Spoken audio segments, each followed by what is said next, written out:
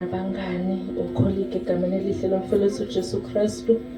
Bingelela ibandla lonke likaNkulunkulu, bakumpostoli, mamumpostoli, abefundisi bonke egameni elihle lomfelethi uJesu Kristu. Ngithi uJesu Kristu inkosi. Haleluya. Siyambonga kakhulu bazalwane uNkulunkulu osihlanganisile nako besihlanganise kanje. Ekukhuleni kwami-ke bazalwane ngikhule ngaphandle kwesibaya sokukholwa. Ngangidideka uma kuhlangenwe kanje, kodwa besukuma abantwana bakaNkulunkulu bathi siyabonga. La ngangikhona ngikhule ngithi ngiyakholwa bazalwane, ngoba sikhula sonke bazalwane sithi siyakholwa. Nami ngangithi ngiyakholwa. Kwakunanomhlabeleli esasiwuhlabelela wawuthi bongani izizwe zonke, bongani bantu bonke, ziyabongwa izinto zonke, kodwa ngangawuzwa. Ngiyambonga kakhulu uNkulunkulu ongithandile nami, ngaze ngaqonda ukukholwa ukuthi kuyini. Ngiphinde ukumbonga uNkulunkulu ukuthi nami angiphe ithuba lokwazana nomama Maphumulo egameni likaJesu.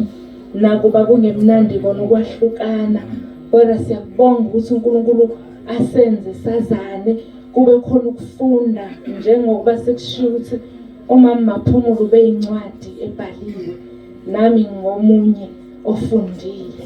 Enhlizweni yami-ke kuvuka lelizwi emndenini wakaMaphumulo nemindeni esondelene nawo. Izwi silithola encwadini yamaHubo u-55 verse 22, elisiphonsa phezu kukaJehova umthwalo wakho, yena uzokuphasa. Yilelo lizwi elivuka kimi emndenini nakubantwana bamama Maphumulo ukuthi phonsani kuJehova umthwalo wenu, uJehova uzokuniphasa. Haleluya. Kunezinto esingenawo amandla ukuthi thina sizithwale ngokwethu, kodwa uNkulunkulu usithembisile ukuthi masiphonsa kuye yena uzokusiphasa, ngoba uNkulunkulu phezu kwezimo zonke naphezu kwezinto zonke. uJesu Kristu inkosi. Amen.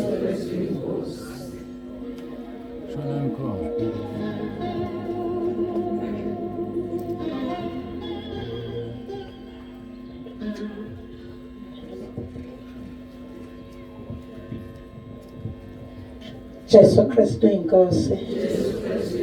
Ngiyathoba kakhulu, ngiyabingelela umndeni wakaMaphumulo, imindeni yonke eseduzane, ibandla, ibranch sePhamshelo, umakhelwane, egameni elihle lenkosi yethu Jesu Kristu waseNazaretha. Siyambonga kakhulu uNkulunkulu osivumelile ukuthi nathi sibe la. Mama Maphumulo Magabela ngiyamazi kusukela eAppelsport College eUmetron. Ngifunda mina eUmetron, ngiyamazi ewumntwana kaNkulunkulu. Sasithi masiya ku SCM wayebakhona kanye naye. Saphuma ke kuthe ngo-2022 sisenkonzweni ebranchini ePhamshela. Mina ngangizwa ivoice ukuthi hayibo, le voice ngiyayikhumbula. Ngalo sise-college kwaku-1991, sahlukana ngo-1993. So mase siphumile enkonzweni, kwaba nguye umama Maphumulo eza kimi wazothi awukazi ufunde eAppelsport College. Ngithi hawu, usangibona sengimdala sengigugile kangaka, ngangisemncane ngaleso sikhathi. Kwavela kimi ukuthi umama onothisayo. So-ke sesindawonye-ke ebandleni. Umama Maphumulo ubenakho lokhu, bekafike ebranchini ethiwa ngathi ngikwazi kakhulu ngaye isandla sokuphana, ngoba ubengafiki engaphethe ngisho noma uplastiki nje. Kwaba isifundo kimi. Siyambonga kakhulu uNkulunkulu osiphile nethuba lokugcina ngeSunday ezohamba ngomsombuluko siye sahamba sayombona esibhedlela siyokhuleka eVictoria.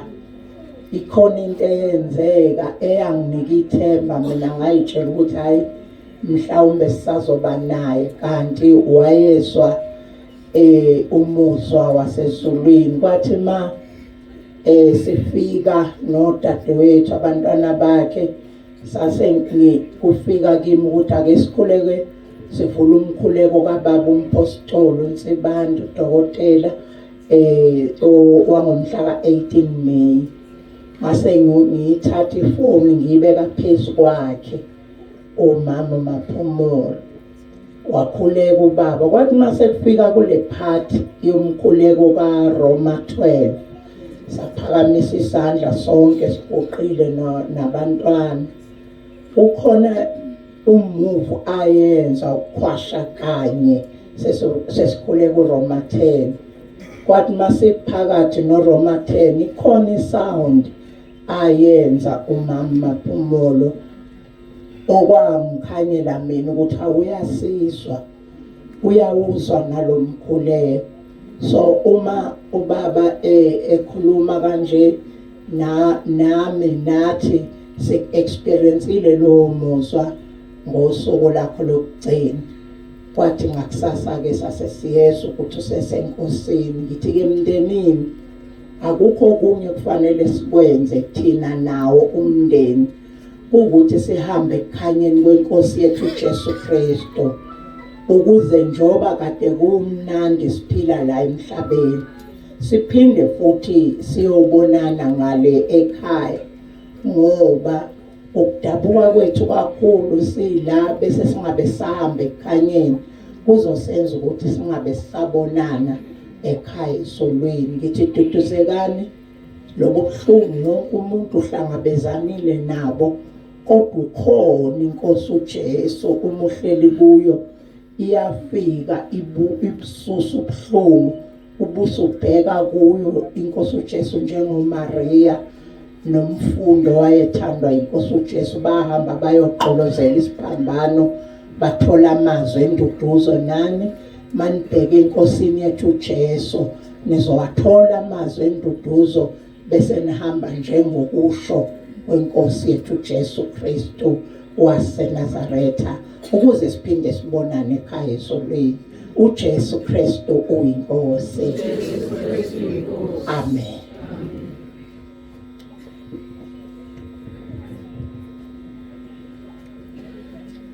uJesu Kristu inkosi. uJesu Kristu inkosi.